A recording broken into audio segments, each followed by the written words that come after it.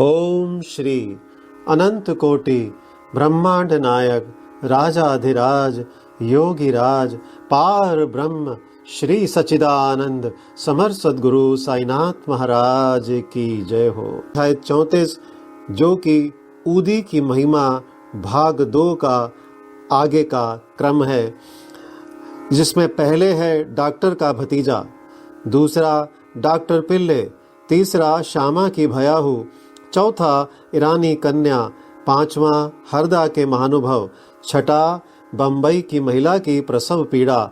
इस अध्याय में भी ऊदी की ही महत्ता क्रमबद्ध है तथा उन घटनाओं का भी उल्लेख किया गया है जिनमें उसका उपयोग बहुत ही प्रभावकारी सिद्ध हुआ। डॉक्टर का भतीजा। नासिक जिले के मालेगांव में एक डॉक्टर रहते थे। उनका भतीजा एक असाध्य रोग ट्यूबरकुलर बोन एब्सेस, एक प्रकार का तपेदिक से पीड़ित था। उन्होंने तथा उनके सभी डॉक्टर मित्रों ने समस्त उपचार किए, यहाँ तक कि उसकी शल्य चिकित्सा भी कराई, फिर भी बालक को कोई लाभ ना हुआ। उसके कष्टों का पारावार ना था। मित्र और संबंधियों ने बालक के माता पिता को दैविक उपचार करने का परामर्श देकर श्री साईं बाबा की शरण में जाने को कहा, जो अपनी दृष्टि मात्र से असाध्य रोग साध्य करने के लिए प्रसिद्ध हैं। अतः माता पिता बालक को साथ लेकर शिरडी आए। उन्होंने बाबा को साष्टांग प्रणाम कर श्री चरणों में बालक को डाल दिया और बड़ी नम्रता तथा आदर पूर्वक विनती की कि प्रभु हम लोगों पर दया करो। आपका संकट मोचन नाम सुनकर ही हम लोग यहाँ आए हैं। दया कर इस बालक की रक्षा कीजिए प्रभु, हमें तो केवल आपका ही भरोसा है। प्रार्थना सुनकर बाबा को दया आ गई और उन्होंने सांत्वना देकर कहा कि जो इस मस्जिद की सीढ़ी चढ़ता है उसे जीवन पर्यंत कोई दुख नहीं होता। चिंता ना करो, यह उदीले उस रोग ग्रसित स्थान पर लगाओ, ईश्वर पर विश्वास रखो, वह सप्ताह के अंत में पूर्ण स्वस्थ हो जाएगा। यह मस्जिद नहीं, यह तो द्वारकावती है और जो इसकी सीढ़ी चढ़ेगा उसे स्वास्थ्य और सुख की प्राप्ति होगी तथा उसके कष्टों का अंत हो जाएगा। बालक को बाबा के सामने बिठलाया गया। वे उस रोगग्रस्त स्थान पर अपना हाथ फेरते हुए दयापूर्ण दृष्टि से बालक की ओर निहारने लगे। रोगी अब प्रसन्न रहने लगा और ऊदी के लेप से बालक थोड़े समय में ही स्वस्थ हो गया। माता पिता अपने को बाबा का ऋणी और कृतज्ञ मानकर बालक को लेकर शिरडी से चले गए। यह लीला देखकर बालक के काका को, जो डॉक्टर थे, महान आश्चर्य हुआ तथा उन्हें भी बाबा के दर्शनों की तीव्र उत्कंठा हुई। इसी समय जब वे कार्यवश बंबई जा रहे थे, तभी मालेगांव और मनमाड के निकट किसी ने बाबा के विरुद्ध उनके कान भर दिए। इस कारण वे शिरडी जाने का विचार त्याग कर सीधे बंबई चले गए। वे अपनी शेष छुट्टियां अलीबाग में व्यतीत करना चाहते थे, परंतु बंबई में उन्हें लगातार 3 रात्रियों तक एक ही ध्वनि सुनाई पड़ी कि क्या अब भी तुम मुझ पर अविश्वास कर रहे हो। तब डॉक्टर ने अपना विचार बदलकर शिरडी को प्रस्थान करने का निश्चय किया। बंबई में उनके एक रोगी को सांसर्गिक ज्वर आ रहा था, जिसका तापक्रम कम होने का कोई लक्षण दिखाई न देने के कारण उन्हें ऐसा लग रहा था कि कहीं शिरडी की यात्रा स्थगित ना करनी पड़े। उन्होंने अपने मन ही मन एक परीक्षा करने का विचार किया कि यदि रोगी आज अच्छा हो जाए तो कल ही मैं शिरडी के लिए प्रस्थान कर दूंगा। आश्चर्य है कि जिस समय उन्होंने यह निश्चय किया, ठीक उसी समय से ज्वर में उतार होने लगा और ताप क्रमशः सामान्य स्थिति पर पहुंच गया। तब वे अपने निश्चय अनुसार शिरडी पहुंचे और बाबा का दर्शन करके उन्हें प्रणाम किया। बाबा ने उन्हें कुछ ऐसे अनुभव दिए कि वे सदा के लिए उनके भक्त हो गए। डॉक्टर वहां 4 दिन ठहरे और उदी तथा आशीर्वाद प्राप्त कर घर वापस आ गए। एक पखवाड़े में ही पदोन्नति पाकर उनका स्थानांतरण बीजापुर को हो गया। भतीजे की रोग मुक्ति ने उन्हें बाबा के दर्शनों का सौभाग्य दिया तथा शिरडी की यात्रा ने उनकी श्री साईं के चरणों में प्रगाढ़ प्रीति उत्पन्न कर दी। अब आगे पढ़ते हैं डॉक्टर पिल्ले। डॉक्टर पिल्ले बाबा के एकनिष्ठ भक्त थे, इसी कारण वे उन पर अधिक स्नेह रखते थे और उन्हें सदा भाऊ कहकर पुकारते तथा हर समय उनसे वार्तालाप करके प्रत्येक विषय में परामर्श भी लिया करते थे। उनकी सदैव यही इच्छा रहती कि वे बाबा के समीप ही बने रहें। एक बार डॉक्टर पिल्ले को नासूर हो गया। वे काका साहेब दीक्षित से बोले कि मुझे असहाय पीड़ा हो रही है और मैं अब इस जीवन से मृत्यु को अधिक श्रेष्ठकर समझता हूँ। मुझे ज्ञात है कि इसका मुख्य कारण मेरे पूर्व जन्मों के कर्म ही हैं। जाकर बाबा से कहो कि वे मेरी यह पीड़ा अब दूर करें। मैं अपने पिछले जन्म के कर्मों को अगले 10 जन्मों में भोगने को तैयार हूँ। तब काका दीक्षित ने बाबा के पास जाकर उनकी प्रार्थना सुनाई। साईं तो दया के अवतार ही हैं, वे अपने भक्तों के कष्ट कैसे देख सकते थे। उनकी प्रार्थना सुनकर उन्हें भी दया आ गई और उन्होंने दीक्षित से कहा कि पिल्ले से जाकर कहो कि घबराने की ऐसी कोई बात नहीं, कर्मों का फल 10 जन्मों में क्यों भुगतना पड़ेगा, केवल 10 दिनों में ही गत जन्मों के कर्म फल समाप्त हो जाएंगे। मैं तो यहाँ तुम्हें धार्मिक और आध्यात्मिक कल्याण देने के लिए ही बैठा हूँ। प्राण त्यागने की इच्छा कदापि ना करनी चाहिए। आओ किसी की पीठ पर लाद कर उन्हें यहाँ ले आओ, मैं सदा के लिए उनके कष्टों से छुटकारा करा दूंगा। तब उसी स्थिति में पिल्ले को वहाँ लाया गया। बाबा ने अपने दाहिनी और उनके सिरहाने अपनी गादी देकर सुख से लेटाकर कहा कि इसकी मुख्य औषधि तो यह है कि पिछले जन्मों के कर्म फल को अवश्य ही भोग लेना चाहिए, ताकि उनसे सदैव के लिए छुटकारा हो जाए। हमारे कर्म ही सुख दुख के कारण होते हैं, इसलिए जैसी भी परिस्थिति आए उसी में संतोष करना चाहिए। अल्लाह ही सबको फल देने वाला है और वही सबका रक्षण करता है।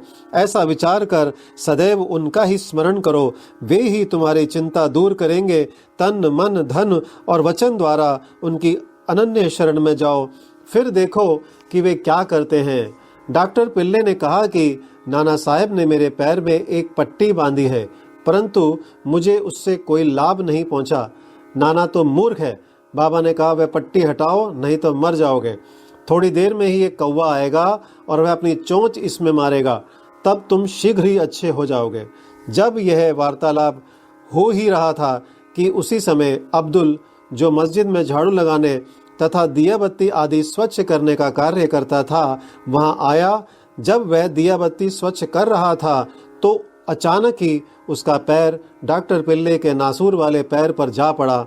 पैर तो सूजा हुआ था ही, और फिर अब्दुल के पैर से दबा तो उसमें से नासूर के 7 कीड़े बाहर निकल पड़े। कष्ट असहनीय हो गया और डॉक्टर पिल्ले उच्च स्वर में चिल्ला पड़े, किंतु उस समय के बाद वे शांत होकर गीत गाने लगे। तब बाबा ने कहा, देखा भाऊ, अब अच्छा हो गया। और गाना गा रहा है। गाने के बोल थे, करम कर मेरे हाल पर तू करीम, तेरा नाम रहमान है और रहीम। तू ही दोनों आलम का सुल्तान है, जहां में नुमाया तेरी शान है। फना होने वाला है सब कारोबार, रहे नूर तेरा सदा आशिकार। तू आशिक का हरदम मददगार है। फिर डॉक्टर पिल्ले ने पूछा कि वह कौवा कब आएगा और चोंच मारेगा। बाबा ने कहा, अरे क्या तुमने कौवे को नहीं देखा? अब वह नहीं आएगा। अब्दुल, जिसने तुम्हारा पैर दबाया, वही कौवा था। उसने चोंच मारकर नासूर को हटा दिया। वह अब फिर से क्यों आएगा? अब जाकर वाड़े में विश्राम करो, तुम शीघ्र ही स्वस्थ हो जाओगे। ऊदी लगाने और पानी के साथ पीने से बिना किसी औषधि या चिकित्सा के वे 10 दिनों में निरोग हो गए, जैसे कि बाबा ने उनसे कहा था। श्यामा के छोटे भाई की पत्नी भयाहू। सांवली विहीर के समीप श्यामा के छोटे भाई बापाजी रहते थे। एक बार उनकी पत्नी को गिल्टियों वाला प्लेग हो गया। उसे ज्वर हो आया और उसकी जांग में प्लेग की 2 गिल्टियां निकल आई। बापाजी दौड़कर श्यामा के पास आए और सहायता के लिए चलने को कहा। श्यामा भयभीत हो उठे। उन्होंने सदैव की भांति बाबा के पास जाकर उन्हें नमस्कार किया और सहायता के लिए उनसे प्रार्थना की कि तथा भाई के घर जाने की अनुमति मांगी। बाबा ने कहा कि इतनी रात्रि व्यतीत हो चुकी है, अब इस समय तुम कहाँ जाओगे? केवल ऊदी ही भेज दो। ज्वर और गिल्टी की चिंता क्यों करते हो? भगवान तो अपने पिता और स्वामी हैं, वे शीघ्र ही स्वस्थ हो जाएंगी। अभी मत जाओ, प्रातःकाल जाना और शीघ्र ही लौट आना।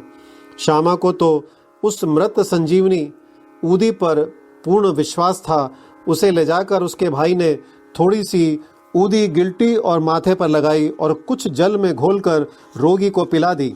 जैसे ही उसका सेवन किया गया वैसे ही पसीना प्रवाहित होने लगा, ज्वर मंद पड़ गया और रोगी प्रगाढ़ निद्रा में निमग्न हो गया।